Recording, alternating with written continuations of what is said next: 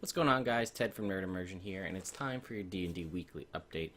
Not a lot of news this week. Again, we're kind of in that weird in-between spot where Volo's Guide is a little less than a month away.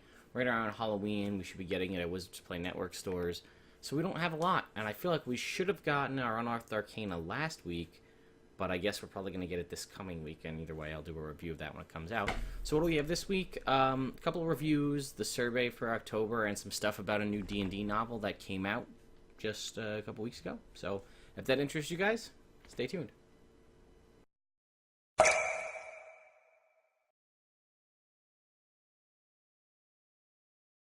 So why don't we jump right in? Storm King's Thunder review here on Nerds on Earth. I don't want to go too much into their actual review because it will have spoilers. But basically, this is just a review on Nerds on Earth's review of what they thought about Storm King's Thunder. They kind of go into it briefly about the different types of giants, what each chapter does, and things like that. Again, I don't want to go too much into it because installation stopped. That's always fun. But yeah, so I'll put the link to this in the description if you guys are going through it, thinking about playing through it, and you don't really mind too much about spoilers. You can go ahead and check the link in the description below. The October survey is here, and this I will be doing. I haven't gone through and actually done this myself, so I'll be going through and doing this with you guys. So this month's survey delves into the revised Ranger. You saw we did a review. I'll put a link to that in the description as well. To the revised Ranger on our channel. A group of us talked about it, but there's a lot of controversy about this, whether it's too powerful or not. So why don't we scroll down and see. If it has high ratings, we'll dive into the feedback to determine what changes we still need to make to hit the level of quality we're ultimately aiming for. Well, we'll then implement fixes and so on. So let's go ahead and take the survey. Sorry for the cut there. Let's jump into the survey. So would you like to rate the material in the Ranger Revised article? Yes. Please rate your overall satisfaction with each of the following elements of the Ranger class. Favorite enemy? I am very satisfied with the update. Overall, very satisfied. Very satisfied with the update. Or the favored enemy. I think it's good to give them damage. Natural Explorer. I mean, playing a Ranger, I would be extremely satisfied because... What are you doing? Because the stuff that it gives you that's always on... You know what? I'm going to put very satisfied. I do really like it. No, satisfied. It could be construed as OP, but it does make a one-level dip in Ranger extremely powerful. Fighting style is the same. Spellcasting is the same. Primal Awareness I'm satisfied with because it's largely the same, but they added the cool you can talk to animals situation. Greater favorite enemy, very satisfied. Fleet of Foot, I don't really care about. Hide in Plain Sight, it's better than it was. Oh, Fleet of Foot is now hide as a bonus action. Yeah, that's good. Hide in Plain Sight, much better that it doesn't take a minute to do it. Vanish, I'm okay with. Foul Senses is unchanged. Foe Slayer, unchanged.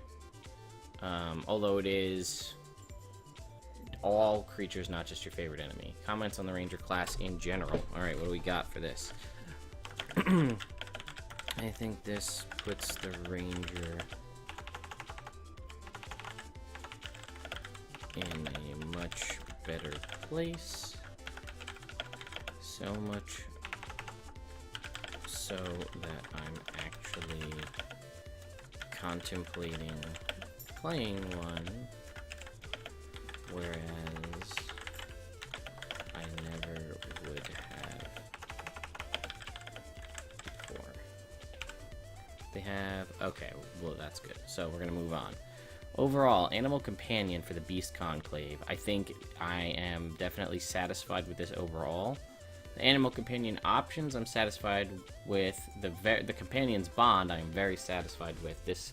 Basically, they get their own ability score improvements now. They get their own proficiency bonus. They get a lot of really cool stuff. Coordinated attack, very satisfied. Beast's defenses, satisfied. This, they get uncanny dodge. And then I'm very satisfied with, or no, wait. Yeah. So basically what these are is we're talking about, they get their own proficiency bonus, they get proficiency with skills. This is... actually, yeah. So, coordinated attack is whenever you make an attack, your beast can, as a reaction, make an attack against the same creature. Pretty solid. Beast defense is they have advantage on saving throws against... They have advantage on all saving throws, I believe. Storm of Fang and Claws basically gives them the Hunter Ranger's Whirlwind attack, where they can make an attack against each creature that's within 5 feet of them. And Superior Beast defense is Uncanny Dodge. I think this is leaps and bounds over where the original Beastmaster was. My only criticism would be either a larger list or clearer specifications on what beasts you can choose for your animal companion. The reason I say that is a lot of the rules that they specifically state is if they fall under XYZ, then they can be used as an animal companion, are rules that the ones they list there don't follow. So I would just like a more definitive list. Obviously, your DM can change it one way or another. Overall, for the Hunter Ranger, we're just going with dissatisfied on everything. And I'm gonna say neither satisfied. Hey, doing a video. Stop scratching. Now, why do I say I'm dissatisfied? Actually, maybe I should be less harsh. I'm satisfied with Colossus Slayer, Giant Killer, and Horde Breaker, and extra attack. This is where I start to get a little, and you know what, I'm satisfied with these two. I'm getting a little ahead of myself here, but I don't like that. I'm going to say very dissatisfied against these two. So, the reason I'm dissatisfied in a lot of these is because of the way it pertains to other classes that get similar abilities. So, my biggest complaints would be, I don't think it fair that a ranger gets access to evasion. When do they get evasion? Sorry. Let's just double check that, because I believe they get it at 15, which is 8 levels later than any other class that gets evasion. Which being the monk and the rogue, which both get evasion. So let's just double check here.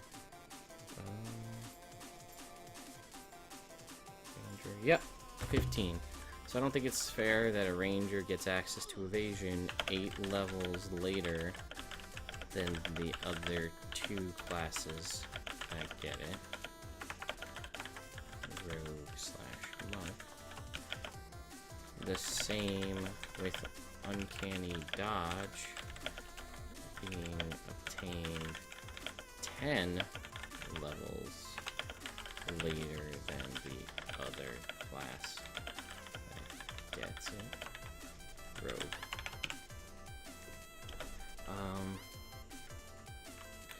With classes like with various spells and classes having access to immunity to fear, I feel that advantage versus fear at level 7 is a little weak. I feel like they could do things to tweak. I feel like evasion and uncanny dodge should be the 7th level abilities so that they're on par with the other classes that get them. Overall, I'm satisfied with the, and I would say I'm satisfied across the board with the Underdark Scout. This being one that we saw a similar version of in the Unearthed Arcana Underdark classes. This is the kind of more finalized version. I like the Deep Stalker. I think it can be published as it is. Let's get on it. Next. Any additional comments? I love the updates and the approach you've taken with the Ranger. I'd love to see a similar update for weaker archetypes like the Elemental.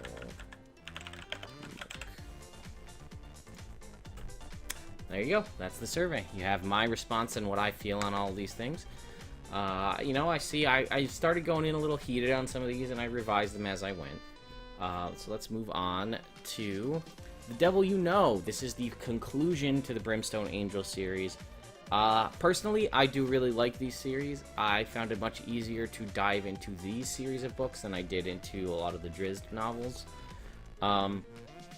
Erin M. Evans is the author behind this. This follows Farida and her family, but, you know, the main star of the series is Farida, a tiefling warlock, a fiend pack warlock.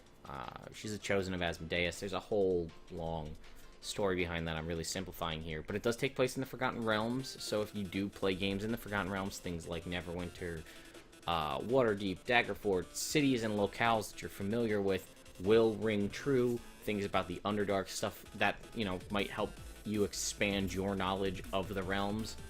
As long as will the Drizzt novels. This is just much shorter.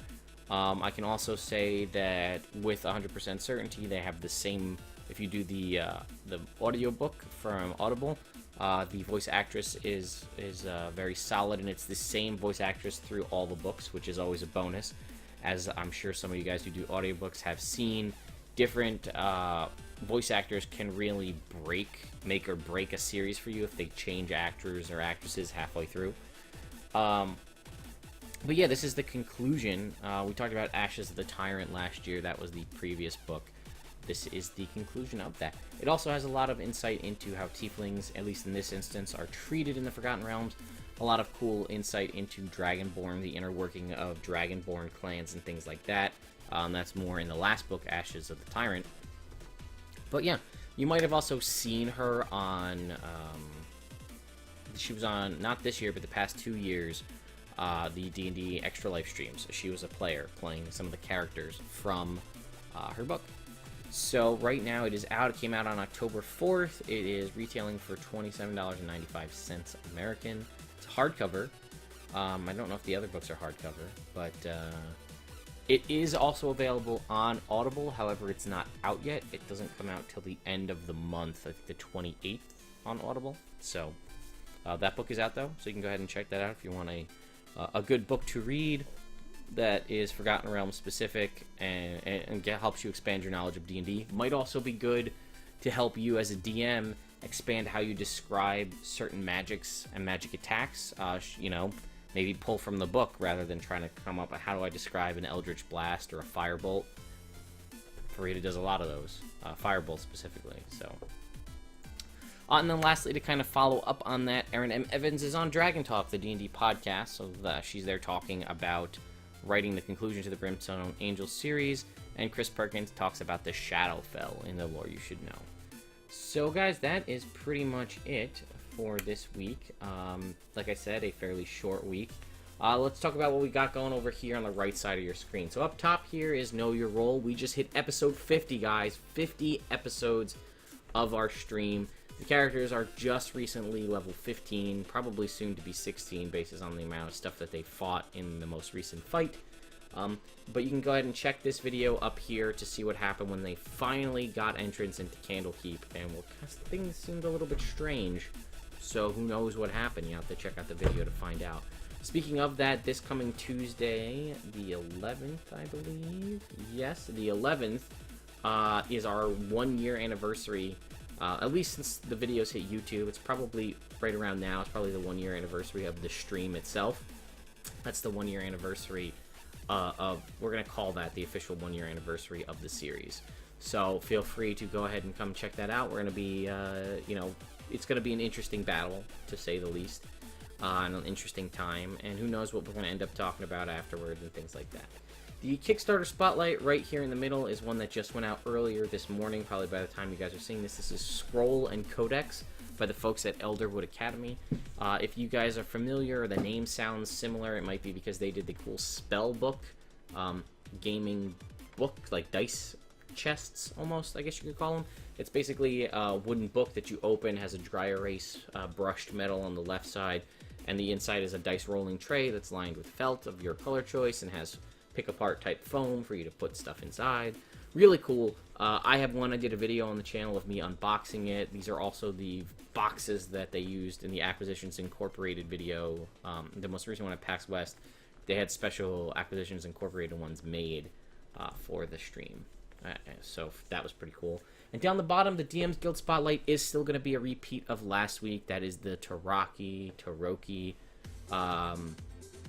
Gambit class that uses playing cards. I will say, since I put out that video, the author of that book has gone in and made several updates to clarify a lot of the issues that I specifically pointed out. Spelling issues, grammar issues, things like that have been fixed, as well as a couple of things where I said, you know, I really wish there was clarification on X or Y. It has been clarified in that document. So if you go and check out that video and you're like, what is he talking about? Where are all these complaints? They have been updated. If you go ahead and pick it up now, you'll have a better version. So even more so now, would I recommend to check that out.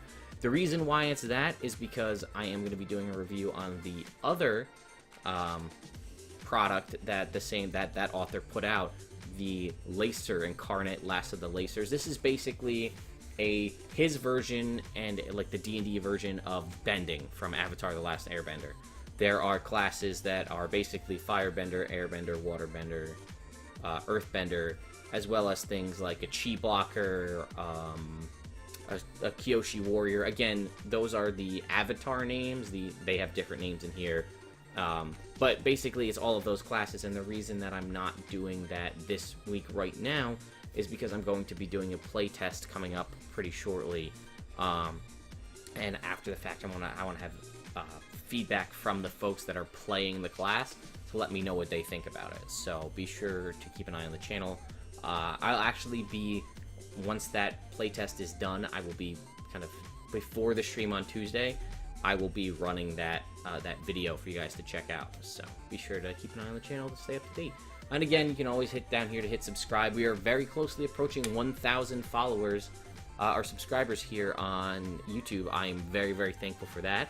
And I'd love to do something great to give back to you guys for 1,000. I'll probably do a separate video on this just to put it out there.